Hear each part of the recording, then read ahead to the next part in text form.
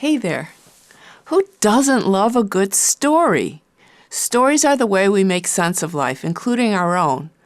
But if we're real, most of us find at least some parts of our story unappealing, maybe hurtful, or even shameful. We all have parts we won't, maybe even can't share with other people. If we're honest, sometimes we wonder if our story is even important enough to tell. We ask questions like, what's the point? Is there anything more to my story than just me and my highs and lows? How's my story going to end? Will anyone even remember it or care? How will I know if it made any difference? What if I told you that someone bigger than us has told a story that's true for every person ever born? A bigger story within which everyone's own personal story is giving meaning and purpose, a point, a reason. A story that even has the power to rewrite those parts of our own personal stories that we don't like, the parts we find hurtful, shameful, even unspeakable. A bigger story that has the power to give any story an amazing death-defying ending. What if I told you that God has written a story like this, and He's more than an idea, a personal belief, a religion, or a spirituality? God is a person. I'm going to repeat this. This is important. God is a person. Just let that sink in. He's a person who relates to us like other persons. We can know Him. And just like we can learn any person's story, we can learn His. Because not only has He given us His story, but He's also invited us to participate in it with Him. That's right. God's story has been unfolding since the beginning of time, and it's still unfolding. He has a story that's bigger than any other story, but one that has a special place for every person's unique story. It's a God-sized story that gives every person's story meaning and purpose. It even has the power to rewrite those parts we would rather forget, hide, or erase. Now, I'm going to be upfront. Anyone can choose to ignore or not believe God's story, just like we can choose to ignore or not believe any person's story. Usually, though, as we get to know a person and start to trust them, it gets harder to just dismiss what they say about themselves.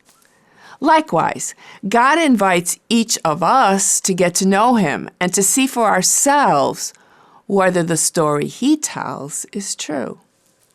So, what's this amazing story?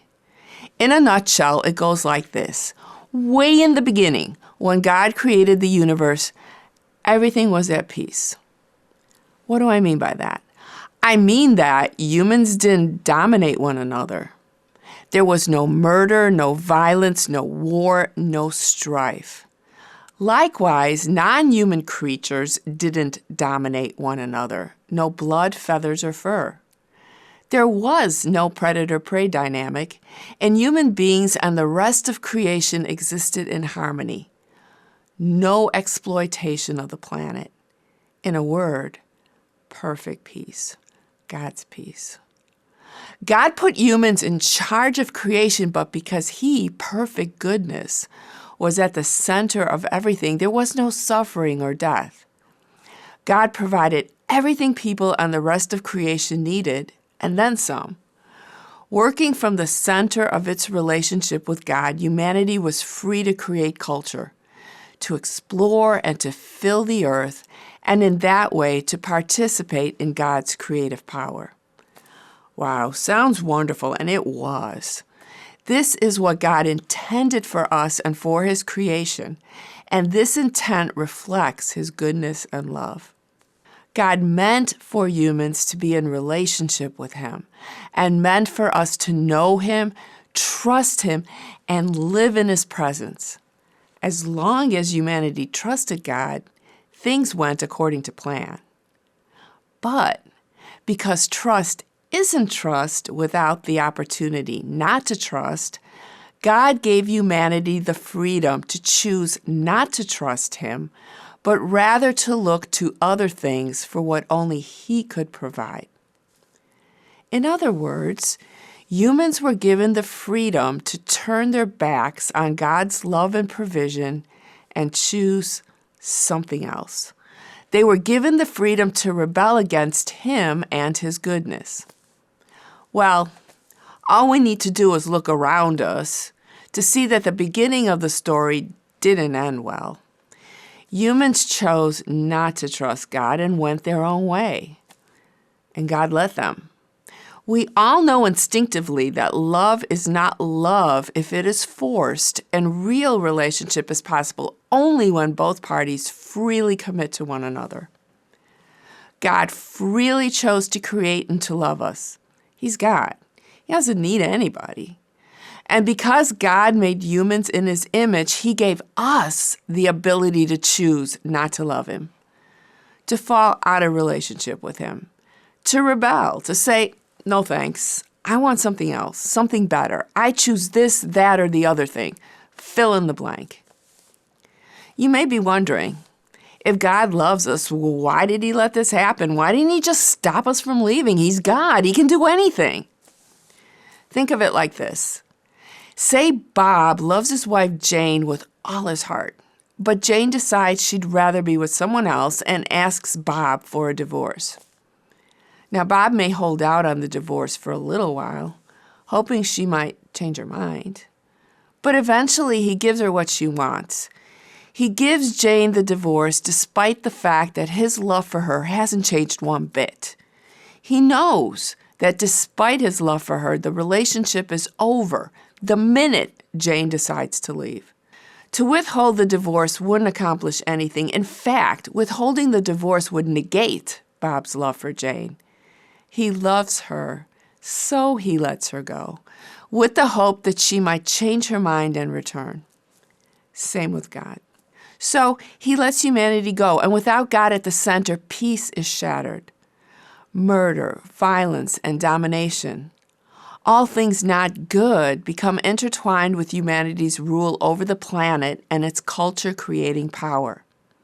On top of that, human and non-human creation are no longer in a good relationship.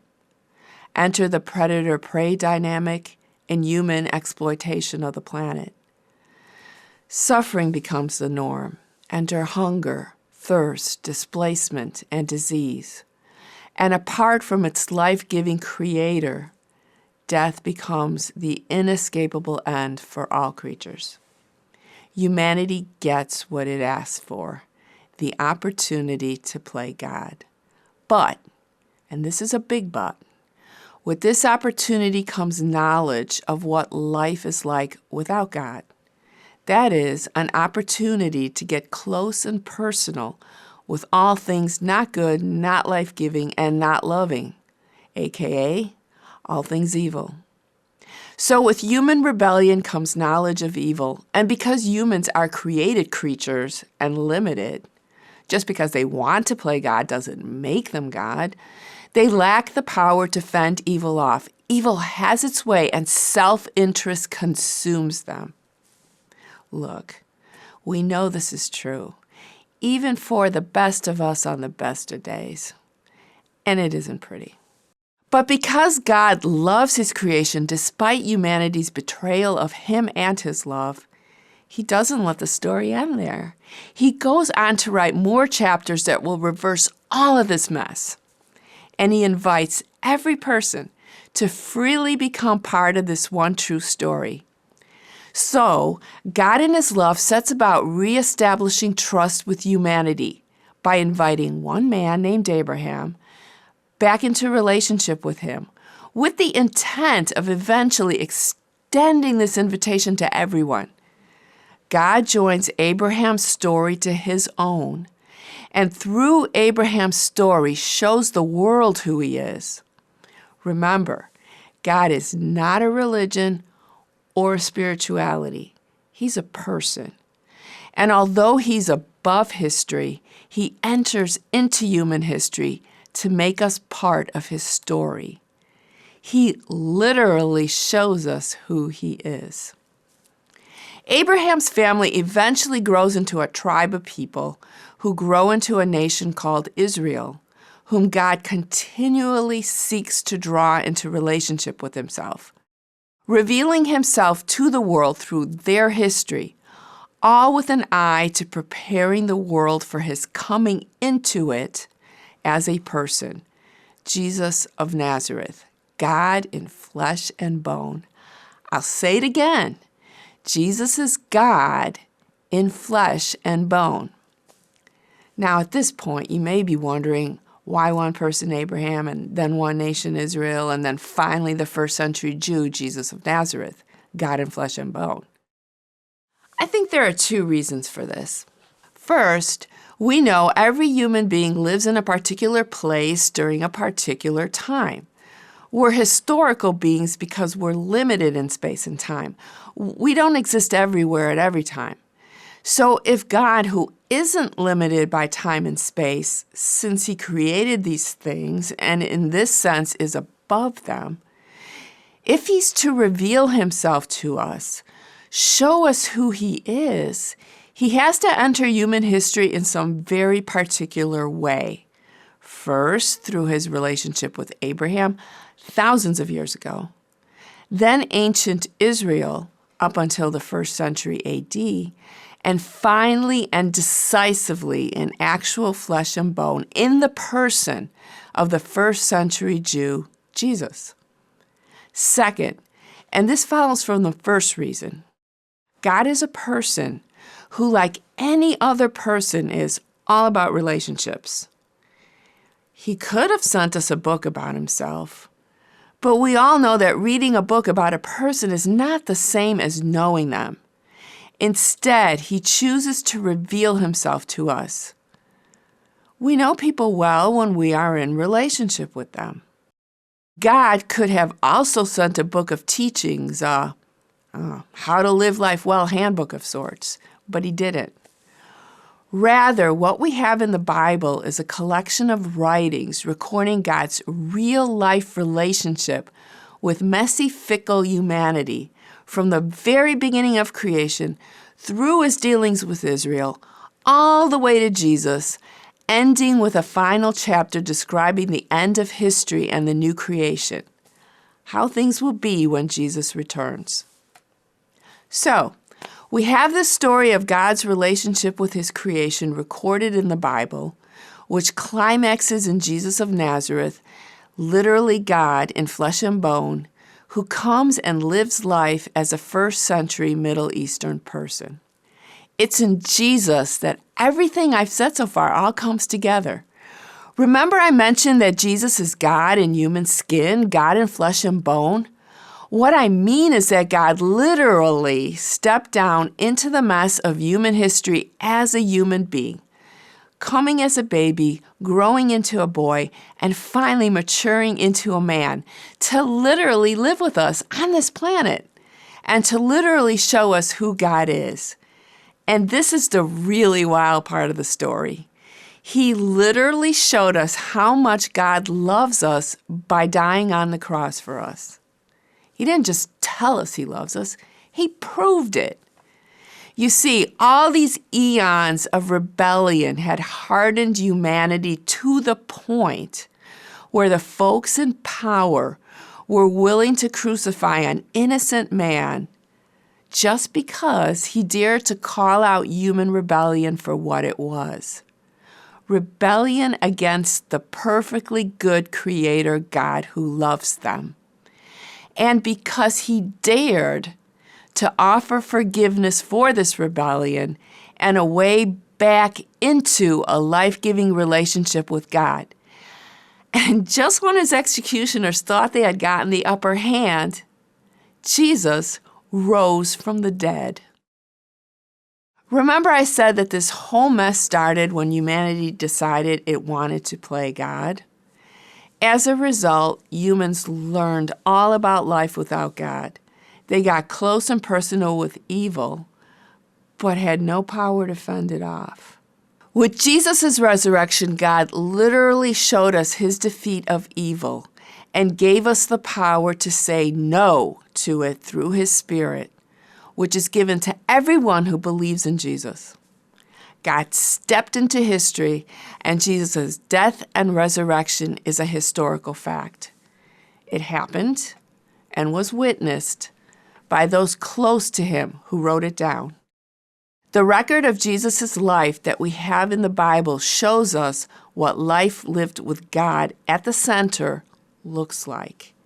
And his death and resurrection shows us God's power over evil and death and his ultimate defeat of those powers. With Jesus' resurrection, God shows us that rebellion, evil, and death do not have the final word, not even for us today. You see, the invitation to come back into a right relationship with God that was first extended to Abraham and then through him to the nation of Israel reaches its crowning moment in Jesus, who invites everyone, no matter who they are or what their story is, to leave rebellion behind and come into a relationship with God through him. By trusting in him, by believing what God has accomplished through him, all people can gain access to the power that raised Jesus from the dead. Now, what that means is that when we accept Jesus' story, God's story becomes our story. His is the bigger story within which the story of every person who trusts in him finds a place. Within this bigger story, there's forgiveness and the rewriting of even the most unspeakable parts of our personal stories. There's the power to choose the goodness of God over selfish interests and desires. There's the promise of the fullness of life, both now to the end of history and beyond. With Jesus, we can experience the power of God in our lives today and forever. Within God's story, our individual lives find meaning and purpose. Jesus has already written the final chapter of the story, and that chapter is in the last writing in the Bible. He's coming back to restore the perfect peace that God intended for us and for creation. Jesus is coming back. And when he does, there will be an amazing new earth, including a new heaven, an earth and sky without any scars of exploitation, clean, lush, and fertile, where there is no suffering or death, where all those who have said yes to him will live forever. I'm going to say it again because this is much bigger than all that stuff about going to heaven when you die. When Jesus returns, there will be a new earth, a whole new creation, where all those who have said yes to Jesus will be resurrected like he was and will live forever, not as disembodied souls floating around in the clouds, but as persons with resurrected bodies that never grow old or die. So, in this sense, all of history, in all of its messiness and rebellion, is moving toward a meaningful ending. There is more than what was and what is. And what is to come is way better than anything we could ever hope to bring about through even the best of human efforts to create the perfect government, the perfect society, or some kind of perfect utopia. Let's be honest. Look at history. None of these things ever seem to deliver. All we have is a continual cycle of disappointments and failures. Look, Jesus isn't some kind of utopian dream. He's God, with the power to reverse and rewrite every wrong and every act of evil. When we join our story to God's story, we become part of this new creation as God writes the chapters between Jesus' death and resurrection and his return, through all those who have joined their stories with his. Through Jesus, we get to be a part of God's story. Jesus is the final chapter of history, and he invites each of us to get to know him, to walk through this life with him, as his story, God's story, unfolds in and through each one of our own unique stories. There's a place for you in God's story.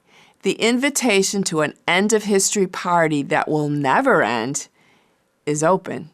Jesus is holding out his hands to you. All you have to do is tell him you're sorry for rebelling and turning your back to him and say, "Yes, Jesus, I want to be part of your story. Yes, Jesus, I want you to set right the mess I've made. Yes, Jesus, I want my story to make a difference." If you would like to hang out with other folks looking to get to know Jesus better, folks wanting to experience God in everyday life, folks who want to hear more about God's story and be part of it, come and see what River of Grace is about. If you want to learn more about God's story, check out God'sStoryYourIdentity.org for Part 2, The Garden.